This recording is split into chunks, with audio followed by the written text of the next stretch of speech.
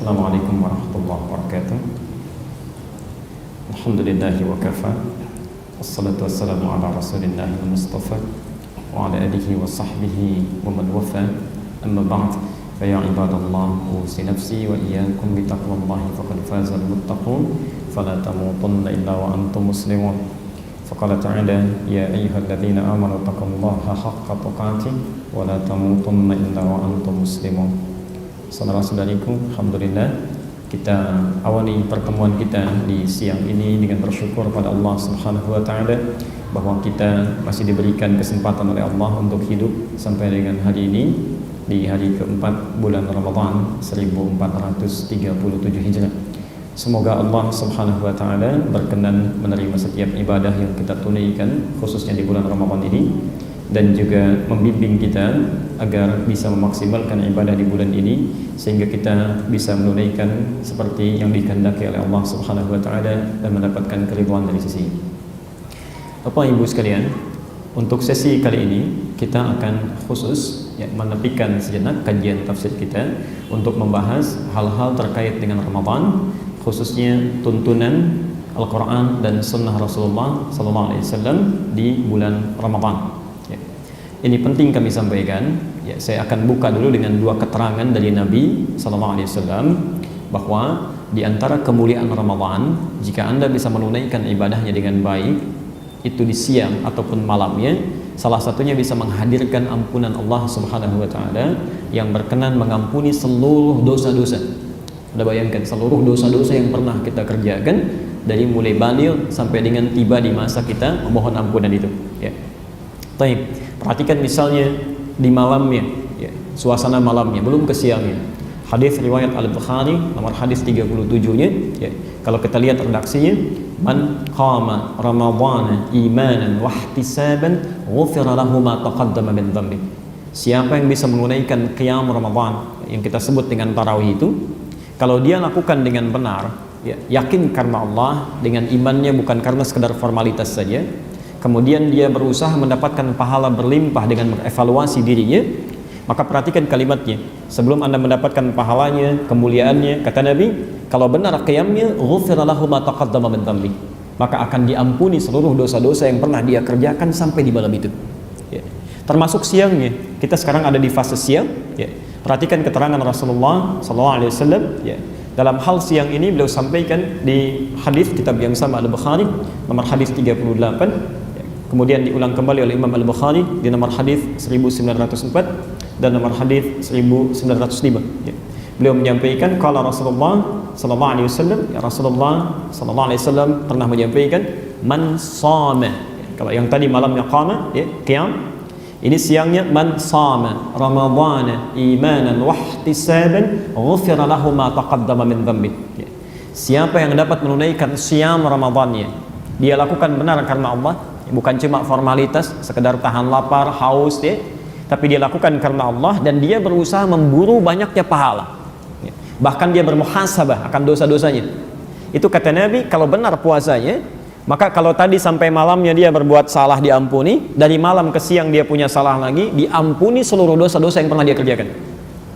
Jadi maaf, kalau kita ambil dari dua hadis ini, kemudian situasi kita hadirkan di hari keempat Ramadan ini, tanyakan pada diri kita, mohon izin, apakah sampai dengan detik ini kira-kira dosa kita sudah terampuni atau belum? Ciri-ciri yang terampuni itu ada ketenangan dalam jiwa, ada rasa tidak suka mengulang salah yang sama, ada perbaikan-perbaikan dalam amalan. Ini kalau Anda misalnya sampai hari yang keempat ini belum mendapatkan karunia itu, maka barangkali ada yang belum tepat dalam puasa kita 3 hari kemarin. Salat qiyam kita sampai keempat tadi malam. Maaf, jangan-jangan Allah berikan kesempatan di hari ini untuk memperbaiki yang lalu-lalu sehingga lebih bisa disempurnakan kembali. Di antara itu, kita mencoba untuk bisa memaksimalkan apa yang bisa kita harapkan itu, mendapatkan ampunan dari Allah, mendapatkan karunia pahala yang berlimpah. Salah satu caranya kita bisa meniru, melihat dan meneladani kira-kira apa yang dikerjakan oleh Nabi SAW, dituntun oleh beliau untuk bisa memaksimalkan ibadah ini sehingga bisa mendapatkan apa yang Allah janjikan tadi. Maka materi hari ini kita akan coba bahas tentang tuntunan Rasulullah SAW di bulan Ramadan. Quran surah ke-59 Al-Hasyr di ujung ayat ke-7 ya. Kita ambil kaidah umum dulu sebentar. Wa ma ataakumur rasulu fakhudhuh wa ma nahakum anhu fantahu. Ini kaidah umum ya, kaidah dasar sekali ya. Kata Al-Quran, wa ma ataakumur rasulu fakhudhuh ya.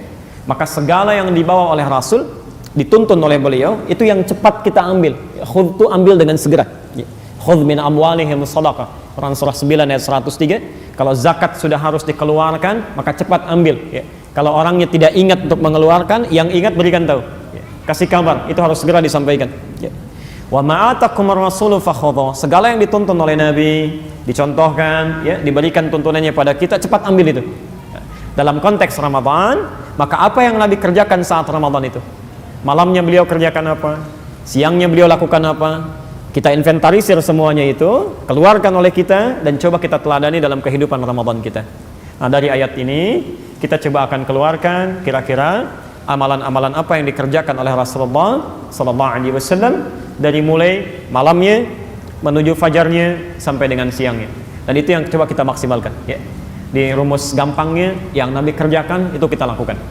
Yang Nabi nggak kerjakan kita nggak usah ambil ya. Mas Nabi saja tidak mengerjakan, masa kita mau kerjakan? Baik, bismillahirrahmanirrahim. Kita coba fokuskan ya materi kita, mudah-mudahan bisa maksimal dan semoga Allah berikan kemudahan pada apa yang kita bahas. Saya mohon izin untuk menulis, mudah-mudahan bisa terlihat. Anda yang belum nampak jelas bisa maju saja ke depan ya, supaya bisa mendapatkan kejelasan lebih.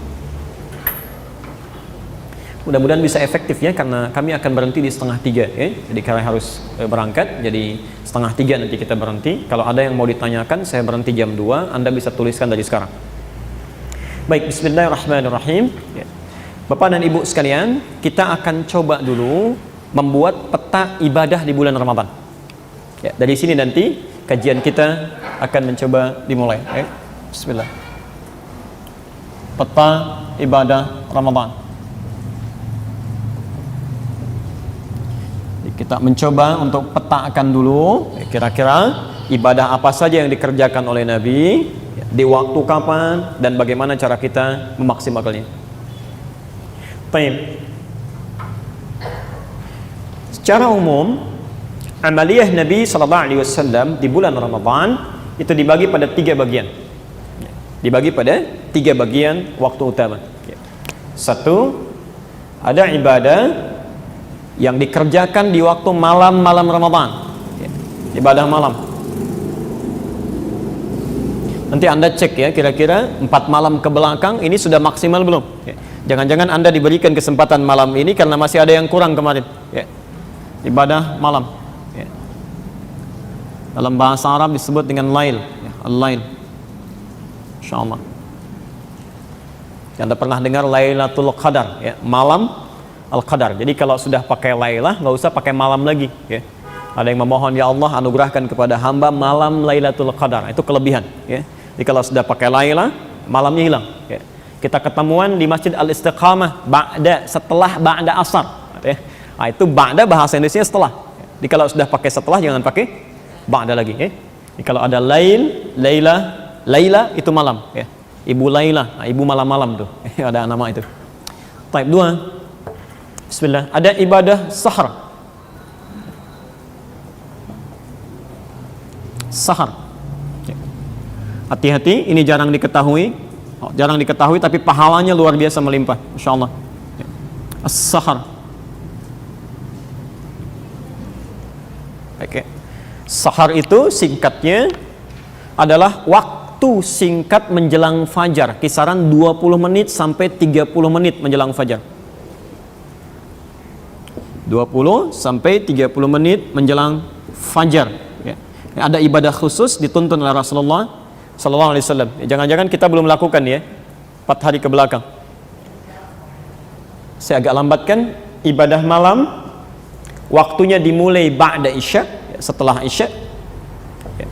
Ba'da isya sampai menjelang sahar di waktu yang kedua. Jadi begitu masuk waktu sahar ini selesai, pindah ke amalan selanjutnya. Nanti kita lihat spesifikasi amalannya. Dan yang ketiga ada disebut dengan ibadatun nahar, ibadah siang. Bismillah. Ibadah siang. Baik. Ibadatun nahar. Waktunya terbentang dari mulai fajar ya, sampai dengan maghrib menjelang isya. Baik, saya rumuskan lagi ya. Ada ibadah yang berlaku di malam hari, waktunya dari ba'da isya sampai dengan sahar. Ada ibadah yang dilakukan di waktu sahar, hati-hati, bukan sahur tapi sahar ya. Kita lihat dari 20 menit sampai 30 menit menjelang fajar. Dan ibadah yang berlangsung di waktu siang dari fajar sampai maghrib. Sekarang kita ada di fase yang ketiga. Nanti kita lihat kira-kira sudah maksimal atau belum. Bismillah, kita agak cepat. Ibadah malam atau ibadatul lail, setidaknya ada 3 ibadah. Saya ulang, ada 3 ibadah yang dimaksimalkan oleh Nabi SAW dari awal Ramadan sampai akhirnya. Dari awal Ramadan sampai akhirnya, tidak pernah beliau tinggalkan. Ya, tidak pernah beliau tinggalkan ya. 1, ada yang wujudnya berupa salat ya. Mudah-mudahan terlihat salat. Nanti kita lihat ya, kita nanti turunkan. Yang kedua, ada yang berupa interaksi dengan Al-Quran ya. Interaksi dengan Al-Quran, Anda bisa baca, bisa mengkaji, bisa menghafal ya. Nah, yang ketiga adalah memperbanyak zikir, khususnya permohonan dari doa dan istighfar dan ampunan. Baik. Ini 3 ibadah yang dimaksimalkan oleh Rasulullah SAW di malam-malam Ramadan, khususnya ini ya. Ada salat yang nanti kita akan kenal dengan tarawih itu ya. Kemudian ada interaksi dengan Al-Quran, bahkan tiap malam Nabi membacakan di hadapan Jibril. Kemudian yang terakhir adalah memperbanyak zikir dan istighfar. Semua ibadah ini ya, khususnya dimulai ba'da isya ya. Jadi kalau nanti Anda menunaikan salat dimaksudkan ini ya, tarawih dalam bahasan kita nanti, maka tidak boleh dilakukan sebelum Anda menunaikan isya dulu ya. Jadi kalau Anda terlambat datang ke masjid misal ya, ingin beribadah tarawih ini, imam terlihat sudah menunaikan salat tarawihnya, sementara Anda belum salat isya, maka Anda harus isya dulu baru menunaikan qiyamnya. Baik, mari kita rinci 3 ibadah ini ya, seperti apa Nabi menunjukkannya, apa keistimewaannya, yang apa kira-kira yang bisa kita raih dari ibadah ini ya. Hati-hati ya, saya sarankan dan tekankan sekali lagi, hati-hati betul dalam menunaikannya karena pahalanya begitu melimpah. Kalau Anda tidak tunaikan saat ini atau tidak maksimalkan, maka Anda mesti menunggu lagi tahun depan. Dan maaf, beritanya tahun depan belum tentu kita hidup. Jadi kalau Anda kehilangan sekarang, belum tentu dapat ya, yang akan datang. Baik, bismillah, kita mulai dari yang pertama. Saya mohon izin, boleh saya hapus dulu yang ini ya, supaya mudah untuk menulis ya. Bismillah.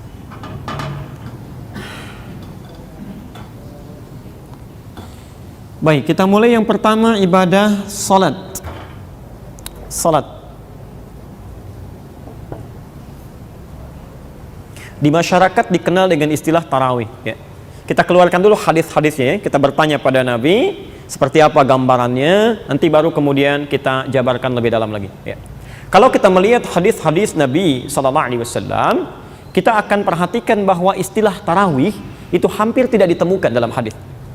Jangankan hadis sahih, hadis palsu pun Anda nggak akan dapati ya. Tapi bukan berarti salah ya, nanti kita akan lihat di akhir ya, apa maksudnya ya. Ternyata Nabi menyebutnya dengan qiyam ya. Beliau sampaikan qiyam, ini bahasa beliau ya. Man qama ramadhana imanan wa ihtisaban ghufira lahu ma taqaddama min dhanbi ya. Kata Nabi, siapa yang bisa menunaikan qiyam Ramadan di malam itu, benar dia tunaikan karena Allah, dia berburu pahala dengan bermuhasabah, maka Allah akan berikan kepadanya, perhatikan, kalau benar salatnya, akan diampuni seluruh dosanya yang pernah dia kerjakan sampai malam itu ya. Ya, Anda bisa temukan itu di Al-Bukhari nomor hadis ke-37, Kitabus Siyam ya. Atau kadang kalau Anda punya kitab cetakan berbeda atau syarah Fathul Bari-nya misalnya, salah satu contohnya itu bisa berbeda ya nomornya kalau Anda menggunakan syarah ya. Misal ada terbitan Fathul Bari, Syarah Sahih Al-Bukhari karangan Ibnu Hajar Al-Asqalani ya. Kalau terbitan Darul Hadis ya, cetakan Darul Hadis, ya.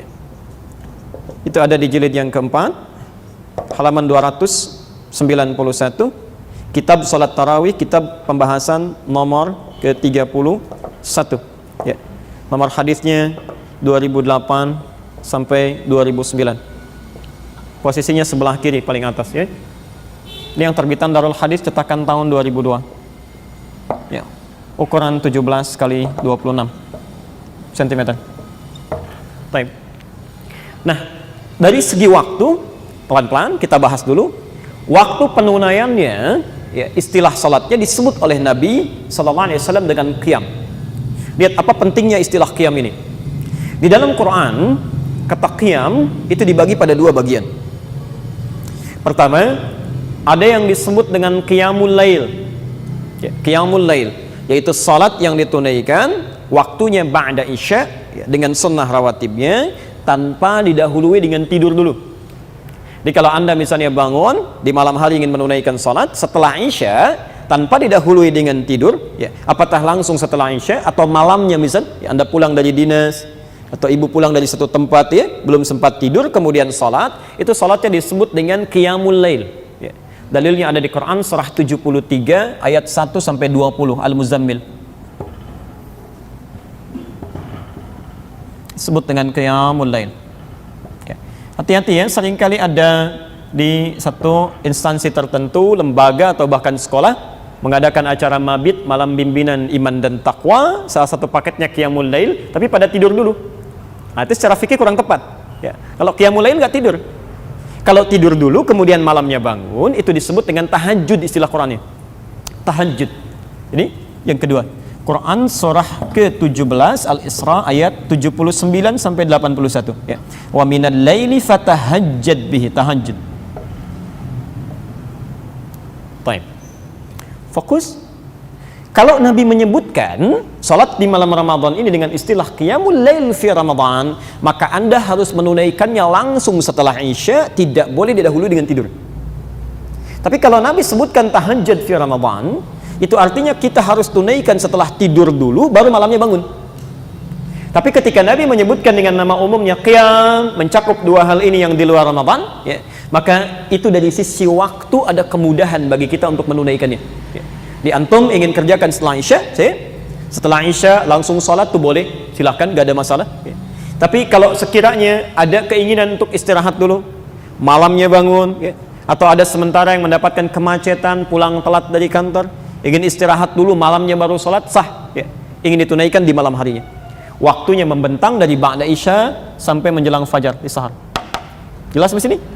Nah, jadi itu yang pertama, kenapa disebut dengan qiyam, untuk menunjukkan dari fleksibilitas penunaiannya, kemudahan waktunya. Baik, saya agak pelankan sedikit. Ya Rasulullah, kami sudah tahu insya Allah waktu penunaiannya, salatnya disebut dengan qiyam. Sekarang bagaimana cara kami menunaikannya? Ya, cara kami menunaikannya. Baik, Bapak dan Ibu, terkait dengan cara penunaian qiyam ini, maka ada dua topik bahasan yang harus kita ketahui dengan dalam. Satu, segi jumlah rakaatnya, berapa rakaat kita tunaikan. Pelan-pelan, saya izin hapus ini, ya. Bismillah. Bahasan pertama dari sisi rakaatnya. Ya Rasulullah, bagaimana cara kami menunaikannya? Pertama, berapa rakaat kami tunaikan? Ya, kira-kira berapa rakaat? Jangan dikira-kira, kita tanya pada Nabi, ya. Kalau dikira-kira nanti gak nyampe itu. Tanyakan pada Nabi, berapa beliau kasih keterangan, itu yang coba kita pilih dan kita lakukan. Baik, ya? Baik, bahasan pertama tentang rakaat ini, saya turunkan dulu dalilnya. Dari situ baru kita coba pahami setiap keterangan-keterangannya, ya. Satu, kaidah umumnya ada di hadis Muslim, nomor hadis 749, diriwayatkan oleh Abdullah bin Umar, ya, Ibnu Umar radhiyallahu anhuma. Baik. Kemudian standar rakaatnya kita temukan di Al-Bukhari salah satunya. Saya ingatkan sekali lagi, ya, namanya bukan Bukhari, ya. Kalau kita ingin menuliskan Bukhari, maka dalam ilmu hadis kaidahnya tambah al, ya. Agak kurang tepat kalau Anda hanya menyebut Imam Bukhari, ya. Karena nama aslinya, saya ingatkan kembali, Nama asli beliau itu Muhammad, ya. Punya bapak namanya Ismail, kakeknya Ibrahim, kakek buyutnya Al-Mughirah, eyang buyutnya Al-Bardizbah, tinggal di Kecamatan Ju'fah, Kabupaten Bukhara, Provinsi Khurasan, sekarang negaranya Uzbekistan. Nah, kalau ada non-Arab dia datang ke Arab, ingin belajar, maka biasanya umumnya dia datang memperkenalkan diri itu dengan nama daerahnya, nama asal, bukan nama diri umumnya, walau tidak semuanya, ya. Ingin menerangkan bahwa Islam sudah sampai ke tempat saya, ini buktinya saya masuk Islam. Oke. Nah, rumus cepatnya, Anda tambah al di depan nama daerahnya, lalu huruf terakhirnya ganti dengan i, harakat kasrah. Misal Bukhara, tambah al di depannya, al-Bukhara, ujungnya jadikan i, Al-Bukhari, saya dari Bukhara. Jelas ya? Misal kita punya guru besar namanya Syekh Nawawi dari Banten, ya. Datang ke Mekah jadi guru besar di sana, memperkenalkan dirinya, ya. Ana Nawawi Al-Bantani, ya. Ahli hadis kontemporer sedunia, ya, sedunia ini. Dan pakarnya bukan pakar biasa, pakar sanad, ya. Di gelarnya Musnid ad-Dunya, ahli hadis yang hafal sanadnya sampai tersambung pada Nabi sedunia. Itu ternyata bukan orang Arab yang terakhir itu, ya. Itu orang Padang, orang Indonesia, ya. Namanya Syekh Yasin Al-Padangi, ya. Nanti ada Syekh Abdul Somad Al-Palembangi, ada Syekh Ahmad Khatib Al-Minangkabawi, ya. Ditambah al di depannya, ujungnya ganti dengan i. Nomor hadis 1147, ditemukan juga di Sahih Muslim, nomor hadis 738 dari Sayyidah Aisyah radhiyallahu anha. Kalau di kitab ini nomor hadis 2013, posisi di halaman 295, paling kiri sebelah bawah, okay? Dari Aisyah radhiyallahu anha. Baik, kemudian formulasi selanjutnya ada di hadis Muslim nomor hadis 764 dari Ibnu Abbas radhiyallahu anhuma. Ditemukan juga di Abu Daud nomor hadis 1365. Dan terakhir, ya, contoh dari Umar bin Khattab kita temukan di nomor hadis di Al-Bukhari, nomor hadis 2010 sampai 2012. Hapus dulu yang ini. Ya Rasulullah sallallahu alaihi wasallam, kalau kami ingin menunaikan qiyam, berapa rakaat kami tunaikan?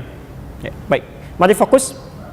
Keterangan pertama, hadis Muslim nomor hadis 749 dari Abdullah bin Umar, disingkat jadi Ibnu Umar radhiyallahu anhuma. Saya bacakan hadisnya. Qala Rasulullah sallallahu alaihi wasallam, Rasulullah sallallahu alaihi wasallam pernah bersabda, salatul laili, ya, salat malam itu qiyam masna. Silahkan Anda boleh tunaikan minimal 2 rakaat salam, 2 rakaat salam. Jadi Anda bisa mulai dengan 2 rakaat kemudian salam, ya. Selesai 2 rakaat kemudian salam. Sampai berapa rakaat ya Rasulullah? Ya. Ternyata beliau tidak sebutkan berapa rakaatnya. Yang menarik beliau sebutkan batas waktunya.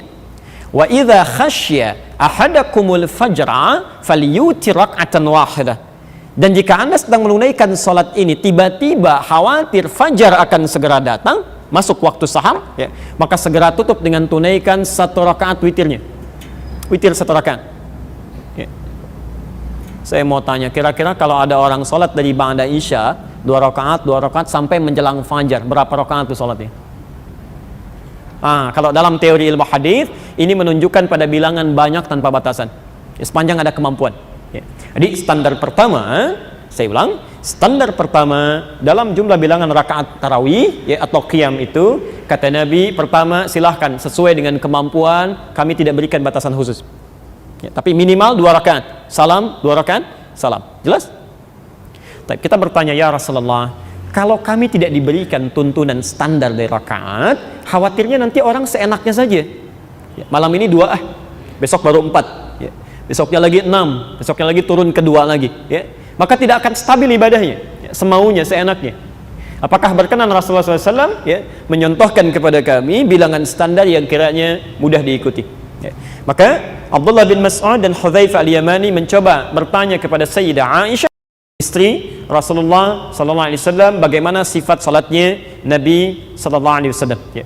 Maka kemudian dijawablah dan direkam di Sahih Al-Bukhari nomor hadis 1147 dan di hadis Muslim nomor hadis 738. Saya bacakan hadisnya. Maka yazidu fi Ramadan wala fi ghairihi. Kata Aisyah radhiyallahu anha, selama bersama saya, lihat kalimatnya, selama bersama saya, Rasulullah sallallahu alaihi wasallam dalam salat qiyamnya di Ramadan atau di luar Ramadan, beliau tidak pernah lebih dari ala 11 raka'atan, 11 rakaat. Hadis yang pertama. Ya. Baik, pelan-pelan fokus, kalau ada tambahan spidol barangkali bisa enggak melengkapi.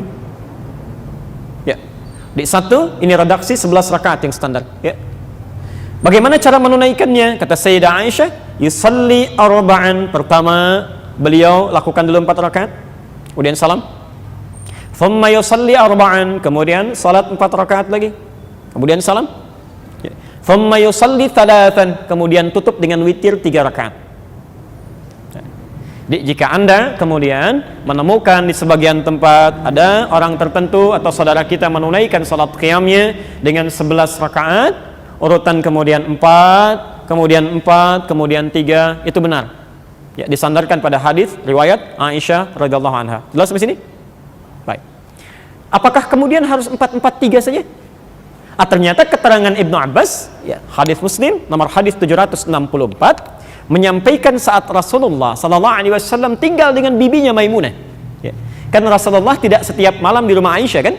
Ya, kadang di tempat istri beliau yang lain, di Ummu Habibah, Ummu Kulthum, ada Maimunah, ada Zainab.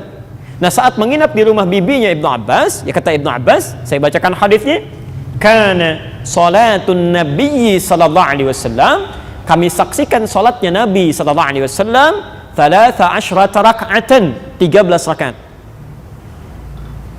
Ya, Masya Allah. Nanti kita lihat ya. Dan ternyata 13 rakaat ini pun inti salatnya 11 juga. 11 juga. Ya. Di inti salatnya 11 rakaat, yang duanya itu dikenal dengan istilah khafifatain. Pelan ya, nanti saya terangkan. Ya, khafifatain. Ya. Khafifah itu ringan. Ya, khafifatain 2 rakaat yang ringan. Ya. Maksudnya pembuka salat. Kalau kita warming up lah ya, supaya sebelum kita tunaikan yang intinya, hati kita sudah ada ketersambungan dengan Allah. Ya. Kenapa disebut khafifah ringan? Karena sholat ini saat ditunaikan, itu Anda tidak membacakan iftitah dan surah, hanya Al-Fatihah saja.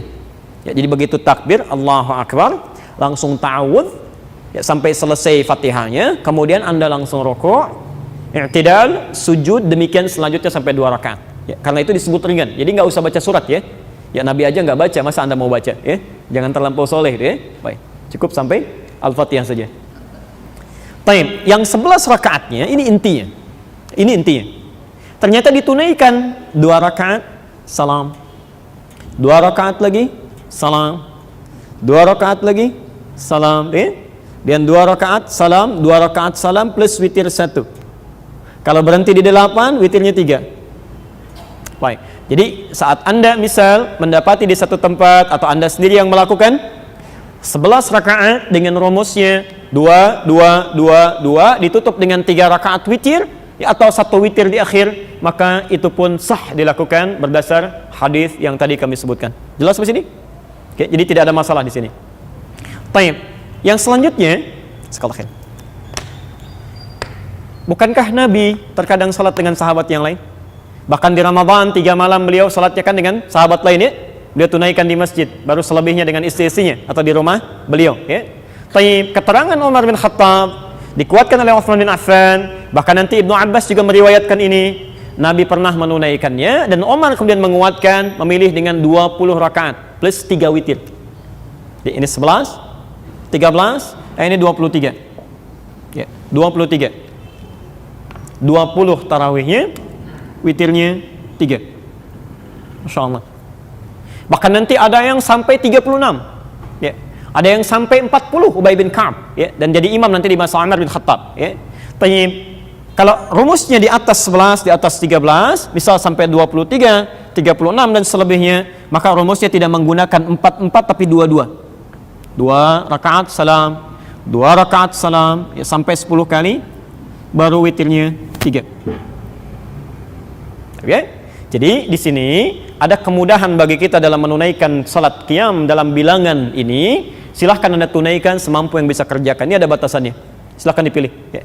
Di Madinah misalnya, kalau Anda umrah sekarang, ikut tarawih di sana, itu dari sejak zaman Imam Malik sampai sekarang rata-rata 36 rakaat. Anda akan sholat 36 rakaat, witirnya 3.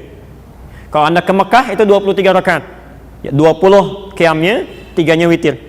Lingkaran sekitarnya sebaliknya lagi 11 ya. Baik Syekh bin Baz memilih 11 ya. Kemudian ada yang 13, gak ada masalah ya. Bahkan ada yang sampai 40 ya. Jadi kalau kita masih mengacu pada dalil-dalil ini, silahkan ada yang bisa menjadi standar patokan untuk kita. Yang salah tetap satu golongan saja, yang tidak sholat ya. Di sepanjang masih ada yang sholat ya, kaidahnya ada di sini, maka tidak perlu kita berselisih pada sesuatu yang dituntun oleh Nabi. Jelas ya? Cuma nanti di akhir kita akan lihat, kalau Nabi menunaikan 11, bagaimana cara sholatnya ya. Kalau sekiranya ditunaikan 20, bagaimana cara sholatnya. Nanti di situ baru kita paham, oh ternyata kalau 11 begini maksudnya, kalau 20 segini arahnya ya. Jelas ya? Baik. Sekarang bahasan keduanya. Bismillah. Ya Rasulullah, kami sudah tahu sekarang bisa memilih baik itu 11 ya, ada yang 13 ataupun lebih daripada itu ya. Sekarang pertanyaan kami ya Rasulullah sallallahu alaihi wasallam, bagaimana cara menunaikannya ya, baik yang 11 atau selebihnya, sifatnya seperti apa, sifat salat Nabi-nya. Ini saya mohon fokus di sini karena ini yang paling menentukan. Anda sampai 100 rakaat pun tapi tidak mengikuti sifat salat Nabi yang ini, maka tidak berfaedah salat kita ya. Kata Nabi, maaf ya, Rabba qa'imin laisa lahu min qiyamihi illa as-sahar. Tidak sedikit orang yang menunaikan qiyam di malam Ramadan tapi tidak mendapati apapun. Ingat, tidak mendapati apapun.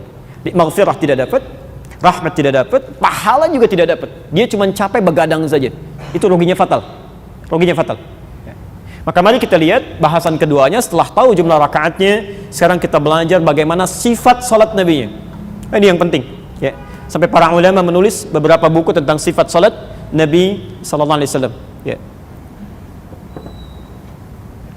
Baik, mari kita lihat keterangan dari Abdullah bin Mas'ud dan Hudzaifah al-Yamani ketika bertanya tadi pada Sayyidah Aisyah radhiyallahu anha. Di riwayat yang sama Al-Bukhari nomor hadis 1147 ya, di hadis Muslim nomor hadis 738 ya. Saya sempurnakan jawabannya. Di jawaban pertama tentang rakaatnya. Nah, tentang sifatnya kata Aisyah, la tas'al an husnihinna wa tulihinna. Tapi kamu tidak usah tanya, kata Aisyah. Ini jawaban majaz, kiasan ya. Tapi gak usah tanya tentang bagusnya dan panjangnya bacaan Nabi ya. Bagaimana khusyuknya, gerakan-gerakannya, keindahan bacaannya. Masya Allah. Kemudian Abdullah bin Mas'ud dan Hudzaifah al-Yamani mencoba untuk bisa mendapati itu ya. Saat sholat di belakang Nabi SAW, maka Masya Allah ya. Lihat komentar Abdullah bin Mas'ud ya. Tapi sebelumnya saya ingin berikan gambaran dulu ya. Ini sahabat mulia Abdullah bin Mas'ud radhiyallahu anhu, termasuk di antara kalangan sahabat yang paling indah bacaan Qur'annya, paling bagus ya. Bahkan pernah satu ketika beliau membacakan Quran, itu pohon-pohon bergerak bu ya. Angin kemudian bertiup kan. Beliau kemudian diam, tenang lagi situasi, dibacakan bergerak lagi. Ketika disampaikan pada Rasulullah SAW, lihat komentar Nabi. Kata Nabi, ketika engkau bacakan itu malaikat turun berebut untuk mendengarkan bacaan. Saking indahnya. Tapi ketika beliau sholat di belakang Nabi, perhatikan komentarnya. Kata beliau, tidak pernah saya mendengar satu bacaan seindah bacaan Nabi. Jadi kalau dibacakan, Masya Allah, ada ketenangan dalam jiwa. Dibacakan tentang surga, seakan-akan segera ingin masuk ke dalamnya. Dibacakan tentang neraka, bergetar, kita khawatir ya, kalaupun sekedar diperingati deh, itu bacaan Nabi. Dan rakaatnya tenang, gerakan-gerakannya. Kadang setelah salam beliau diam dulu, duduk sejenak istirahat sambil berdoa kepada Allah. Pelan-pelan. Kalau Anda melakukan satu aktivitas tertentu, kemudian berdampak pada ketenangan jiwa, ada kenyamanan dalam roh, itu dalam bahasa Arab disebut dengan tarwihah. Tarwihah. Dari kata rahatun ya, raha ya. Asalnya dari kata roh. Sudah jadi bahasa Indonesia raha, rehat ya, rehat ya. Beda dengan istirahat. Rehat beda dengan istirahat. Kalau rehat tuh waktunya sebentar ya, 10 menit, 15 menit itu rehat.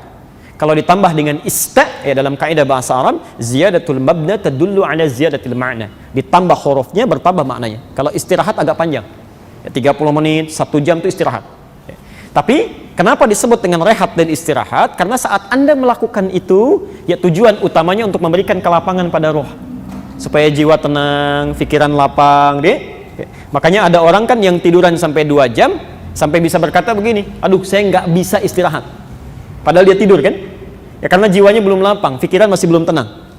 Nah kalau Anda melakukan aktivitasnya, ya, aktivitas dilakukan, ke ruh ada kelapangan, ke jiwa menjadi tenang, itu tarwihah. Kalau dijamakkan, misal Anda lakukan 2 rakaat, 4 rakaat, 6 rakaat, 8 rakaat, 11 rakaat, maka dijamakkan dari tarwihah menjadi tarawih. Tarawih. Tulis. Di tarawih itu bukan nama salatnya. Tarawih itu nama sifat salatnya. Saya ulang, sifat salatnya. Diseakan-akan, kenapa kemudian dipopulerkan istilah tarawih ingin memberikan pesan kepada kita, mohon maaf, kalau Anda ingin tunaikan salat ini, ingin meniru seperti apa Nabi melakukannya, maka tunaikan dengan tarawih. Yang tenang, kan? Bacaannya yang baik. Di Anda kalau berkata, yuk kita tarawih, artinya Anda mau mencari imam yang baik. Yang bacaannya baik, yang tenang, yang rakaatnya tidak terlampau terburu-buru. Ya. Saya agak kurang memahami ya, kalau misalnya, maaf ya, ada orang menunaikan tarawih yang 11 rakaat saja hampir 1 jam. Masa yang 23 cuma 15 menit? Ada yang 10 menit ya, saya baru terima berita di satu tempat di Indonesia ada yang 10 menit tuh.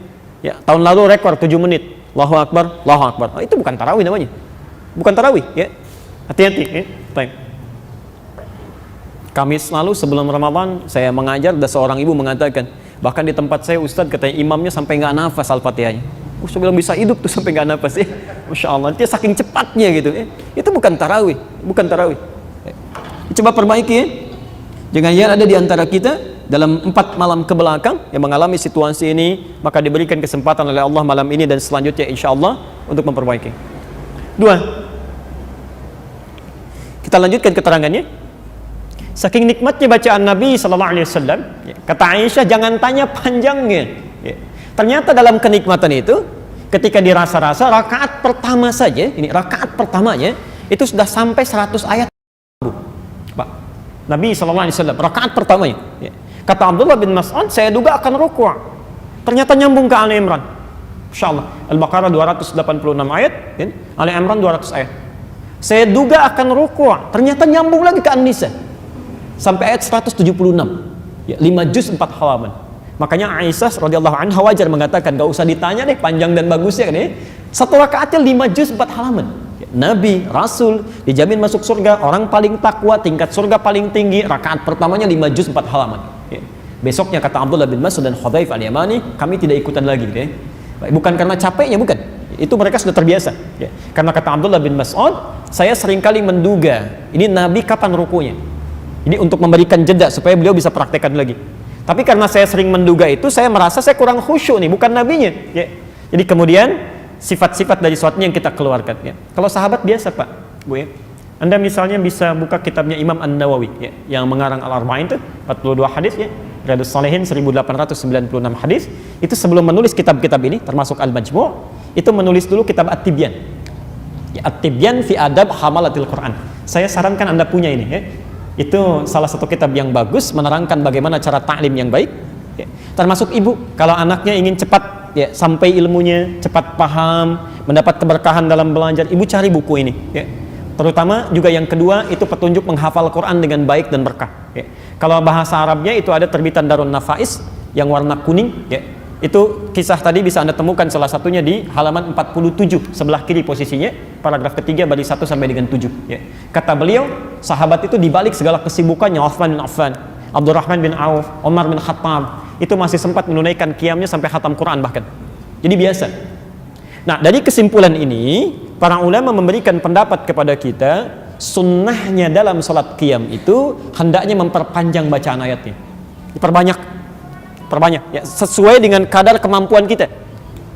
Di sunnah yang kedua, sifat salatnya perbanyak atau perpanjang bacaan ayat.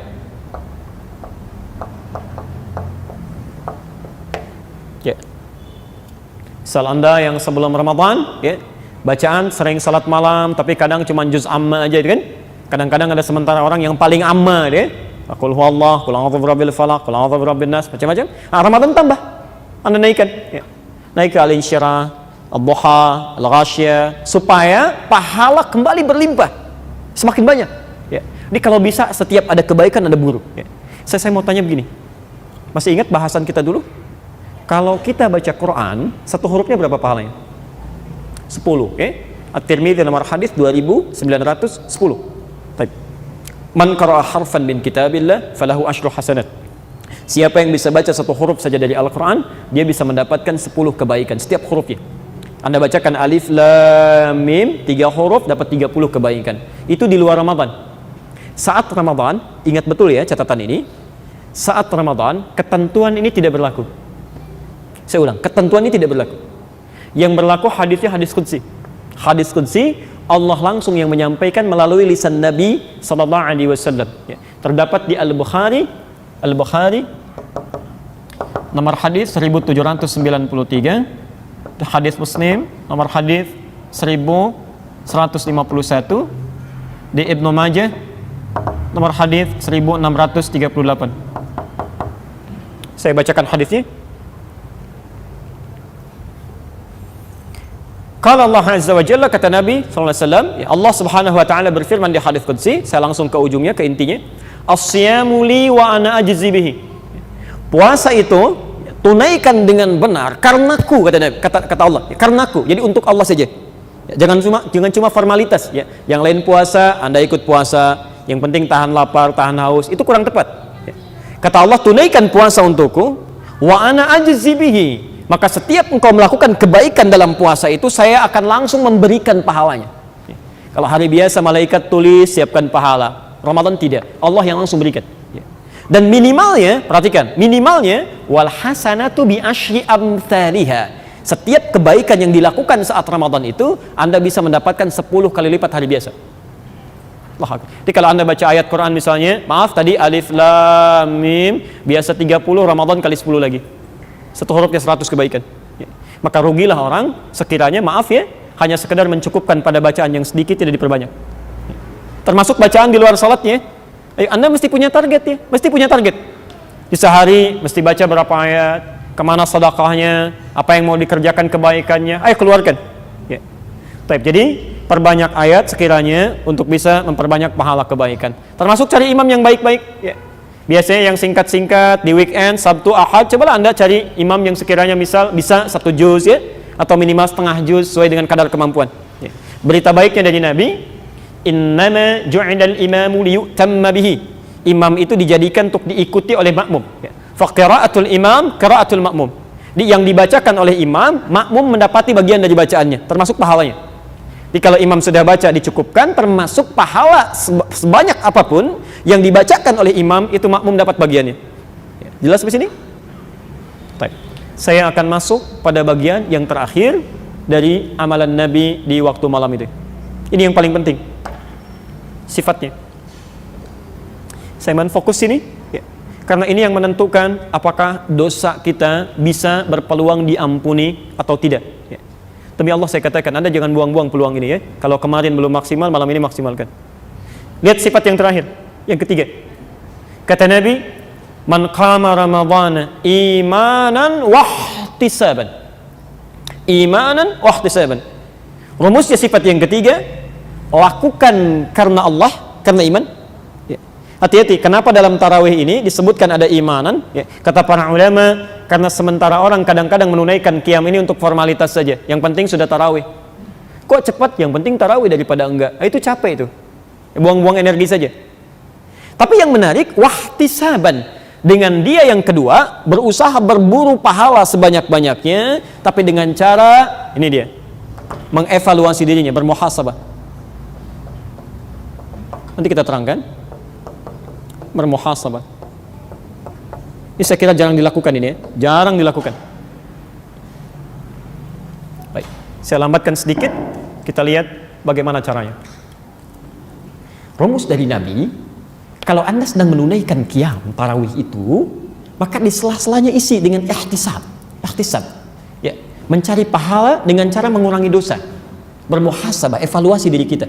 Kira-kira sampai sholat itu, ya berapa banyak dosa pernah kita kerjakan sampai kita rukuk dan sujud itu. Caranya, misal saat Anda rukuk, apalagi sujud, ya, Anda kan bisa memilih di antara doa sujud itu, misal ada Subhanakallahumma wa bihamdika Allahumma ighfirli. Maha suci Engkau ya Allah, hamba memujimu, ampuni hamba ya Allah, ampuni hamba dalam sujud tuh ya. Ampuni hamba ya Allah, Allahumma ighfirli. Tapi maaf, bukan cuma di lisan. Kalau di lisan nanti hambar cara Anda sholat ya. Begitu Anda mengucapkan Allahumma ighfirli, seketika coba diingat-ingat, hadirkan suasananya. Sebetulnya Anda pernah berbuat dosa apa dari balik sampai Anda sujud itu, sampai Anda meminta kepada Allah untuk diampuni. Coba ingat-ingat ya. Hadirkan suasana itu. Misal, maaf, dosa sebagai pribadi dulu, dari ujung kepala sampai ujung kaki. Begitu Anda mengucapkan Allahumma ighfirli, coba ingat dosa mata ini, dosa mata ya. Jangan dari balik lah, dari tadi bangun saja sampai dengan sekarang, berapa mata pernah melakukan kesalahan? Salah lihat di TV kan, yang nggak boleh dilihat, dilihat. Di jalan kesini pun kadang-kadang masih salah lihat. Di handphone keliru lihat ya. Belum telinganya, belum lisan salah bicara, belum kaki salah melangkah. Maka bagaimana dari balik sampai dengan Anda hidup saat itu? Kemudian maaf, status di rumah tangga. Misal Anda sebagai anak, berapa kali pernah menyakiti orang tua? Ibu pernah menangis, ayah pernah kecewa. Barangkali ada sementara orang tua yang hatinya memang masih sakit, tapi terpaksa senyum. Ya, itu dibuka tuh di akhirat nanti itu. Ya, faman ya'mal mithqala dzarratin khairan yarah wa man ya'mal mithqala dzarratin syarran yarah. Ya. Coba ingat-ingat ya. Ada dosa sebagai suami, sebagai seorang istri sebaliknya. Berapa kali pernah saling mengecewakan, saling mengkhianati tanpa pernah disampaikan? Dosa sebagai orang tua pada anaknya. Dosa sebagai tetangga, Anda berapa kali membicarakan tetangga saat malam-malam diskusi dengan pasangan hidup pada hal yang tidak menyenangkannya? Dosa sebagai pegawai, coba ingat ya. Itu akan dihisab. Nah, kalau Anda betul-betul mengatakannya dan melakukan itu dengan benar, Allahumma ighfirli, Anda coba ingat itu. Bahkan setiap Anda salam, Assalamualaikum, Assalamualaikum, Anda tenang, Anda ucapkan Allahumma innaka afuwwun tuhibbul afwa fa'fu anni. Ya Allah, Engkau yang Maha Pemaaf, Maha Pengampun dosa. Engkau mencintai orang-orang yang minta maaf ya Allah, memohon ampunan kepadamu. Ya Allah, ampuni hamba ya Allah, ampuni ya Allah. Jangan diwafatkan dalam keadaan masih ada dosa yang dibawa. Tadi saya sebutkan Imam At-Tirmidzi. Itu Imam At-Tirmidzi, nama aslinya Muhammad, tinggal dari Tirmidzi, disebut At-Tirmidzi, lahir 209 Hijrah. Ini ulama besar Pak, Ibu, ulama besar, hafal Quran, hafal hadis, banyak menulis kitab hadis, amalan luar biasa, tahajud tiap malam, puasa Masya Allah banyak ditunaikan. Tapi di akhir hidupnya itu masih sempat menangis sampai buta matanya. Tidak banyak orang tahu, itu buta matanya karena menangis. Ketika ditanya, ya Syekh Liba, kenapa? Kata Imam At-Tirmidzi, saya takut ketika diwafatkan oleh Allah belum cukup bekal saya untuk pulang. Anda bisa nggak bayangkan? Ada imam besar, hafal Quran, tahu banyak hadis, menulis kitab, banyak amalnya, masih sempat menangis di ujung hidupnya karena takut ketika meninggal dunia bekalnya kurang. Ya. Ada orang bukan imam besar, jadi makmum saja jarang tahajud tiap malam, belum hafal Quran, belum tahu hadis, merasa aman dengan hidupnya. Masih di ujung hidupnya masih karaokean juga, mau sampai kapan itu? Coba lihat kembali kepada Allah, coba lihat ukuran amalan kita. Ada seorang syekh, ini kisah nyata, ulama besar, jalan dengan muridnya. Nanti di amalan siang saya ingin terangkan ini, tapi khawatir waktunya tidak masuk. Ya. Begitu jalan di siang-siang, tiba-tiba melewati satu tempat, syekh ini tiba-tiba menangis dan pingsan seketika. Pingsan. Orang penasaran, ketika bangun dibangunkan oleh muridnya, ditanya, Syekh ma'asabah, apa yang menimpa Anda? Perhatikan jawaban Syekh ini. Wallahi demi Allah katanya, ketika saya menginjak tempat ini, saya teringat dulu saya pernah maksiat di tempat ini. Pernah salah saya. Saya takut dibangkitkan oleh Allah di akhirat nanti, belum saya istighfari di tempat ini dan menjadi saksi bahwa saya pernah bermaksiat di sini. Anda bisa bayangkan, ya. Seorang ulama lewat satu tempat merasa pernah punya salah, langsung beristighfar di situ. Dia istighfar sampai pingsan. Ya. Mungkin maksiat ulama barangkali dalam tanda petik ya, lupa beristighfar, lupa bacakan ayat ya, atau macam lupa zikir, itu dianggap maksiat dan bisa jatuh menangis tersungkur. Ya. Hasan Al-Basri itu dalam setiap tausiahnya, mau'izahnya itu 10 menit sekali bisa pingsan. Ya, saking pekanya perasaannya. Hasan Al-Basri itu Masya Allah, begitu beliau membuka kalimatnya Alhamdulillahi Rabbil Alamin, tiba-tiba menangis. Jamaah ikut menangis, beliau pingsan. Ketika selesai lima ughmiya alaih, kenapa bisa pingsan? Kata beliau, saya mengatakan segala puji bagi Allah Tuhan semesta alam, tapi saya takut ketika memuji itu memang tidak benar pujian saya. Selama ini saya masih layak, masih ingin dipuji, masih banyak ingin diangkat, disanjung. Saya takut ketika memuji Allah ternyata saya selalu ingin dipuji. Pingsan. Ketika mengatakan ayyuhan nas ittaqullah, hai Bapak Ibu sekalian, tingkatkan takwa kepada Allah, pingsan lagi. Kenapa Syekh? Saya takut saya katakan pada orang-orang, kalian tingkatkan takwa, saya sendiri menurut Allah belum takwa. Itu sampai pingsan. Makanya saat malam Allah berikan gambaran melalui lisan Nabi, ada peluang kita untuk mengevaluasi diri. Bahkan siang ini, ya, di antara amalan siang itu kan redaksinya sama, cuma berubah katanya. Kalau malam man qama, kalau siang man sama. Man sama. Al-Bukhari nomor hadis 38-nya, di nomor hadis 1904 dan 1905. Man sama Ramadhana imanan wahtisaban. Siapa yang menunaikan puasa Ramadannya diisi dengan iman karena Allah dan dia berburu pahala dengan mengevaluasi dosanya. Ya.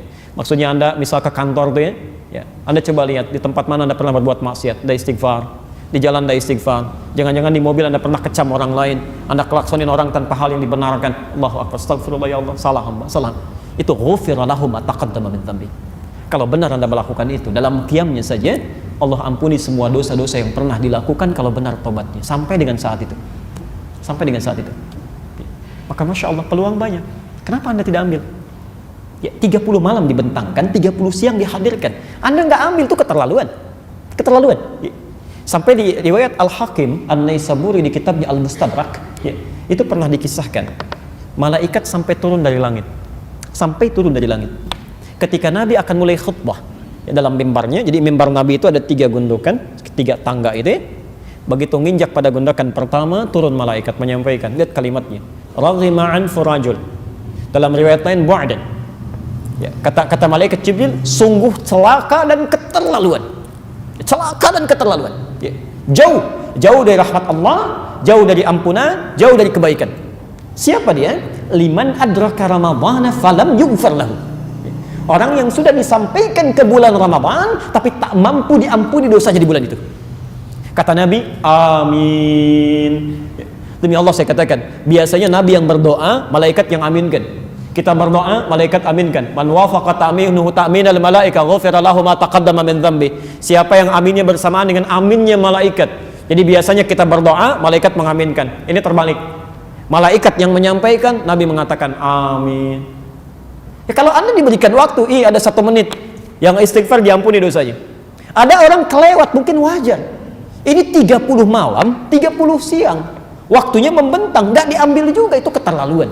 Kata Jibril, keterlaluan. Ya.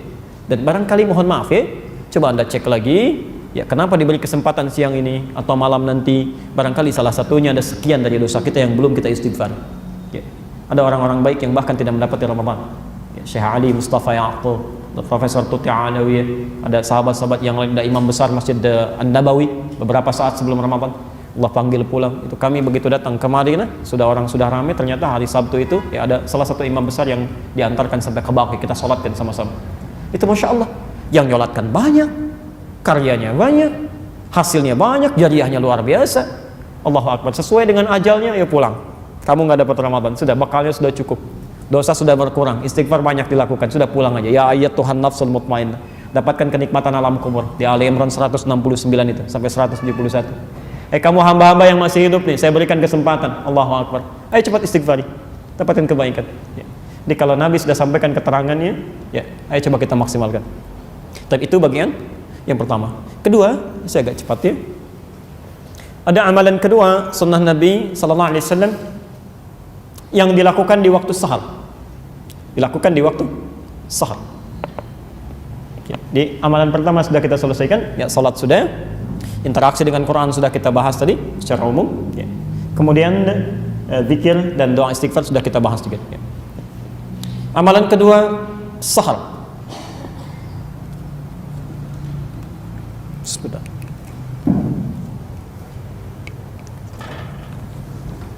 Amalan yang berlangsung di waktu sahar. Jadi bukan sahur ya, ingat waktunya disebut sahar. Nanti sahur itu beda artinya ya, beda maknanya. Amalan yang berlangsung di waktu sahar, ya. Arabnya seperti ini, sahar. Ya. Jamaknya disebut dengan ashar. Ashar. Baik, fokus. Bismillah. Waktu sahar itu kisaran 20 menit sampai 30 menit menjelang fajar. 20 sampai 30 menit menjelang fajar, menjelang subuh. Pelan-pelan.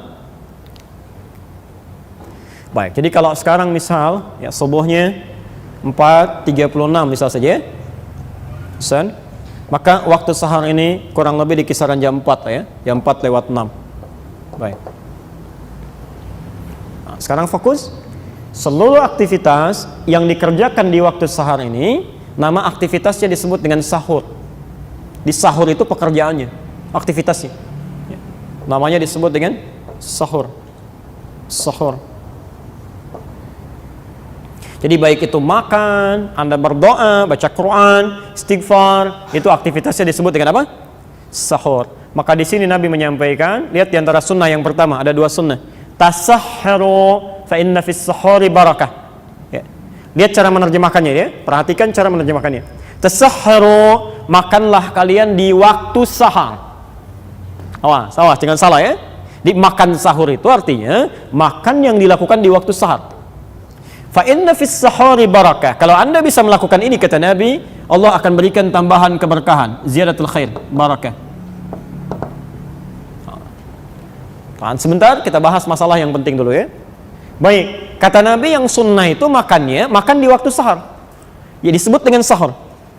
Kapan sahar itu? Kisaran 20 menit, 30 menit sebelum fajar. Jadi kalau Anda misalnya ingin menunaikan sahur, makan sebelum puasa itu, yang sunnah dilakukan 30 menit paling awal sebelum subuh. Ini yang disebut makan sahur. Jadi kalau jam 3, setengah 3 itu belum sahur. Itu terlalu awal ya. Itu sama hukumnya dengan Anda makan jam 10 malam, jam 11 kan. Kadang-kadang dari masjid sudah ada suara setengah 3 kan, sahur. Nanti malam kasih tahu belum gitu ya. Belum masuk, waktunya belum ya. Itu masih terlalu awal ya. Nah kalau Anda bisa kerjakan ini, ya Rasulullah apa faedahnya kan?